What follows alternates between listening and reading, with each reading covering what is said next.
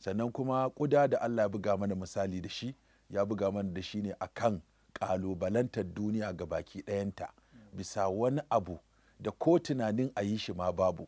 Don haka ne ba a ma yi masa wani department a cikin wata jami'a cewa ƙirƙira daga babu, ba a fara wannan tunanin ba, sai dai a ɗauki wani abu a haɗa da wani abu a yi wani abu. Amma a ce ga wani ilimi sunansa ka zo ka zauna kawai ka ƙirƙiri abin da babu shi kwata-kwata amma ka samar da shi.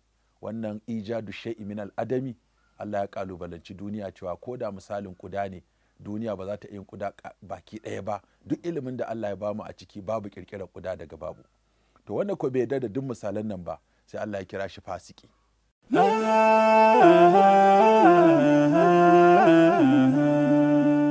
Haske mai ne ga gidan kowa Afirka TV. TV3 tafarkin rayuwa.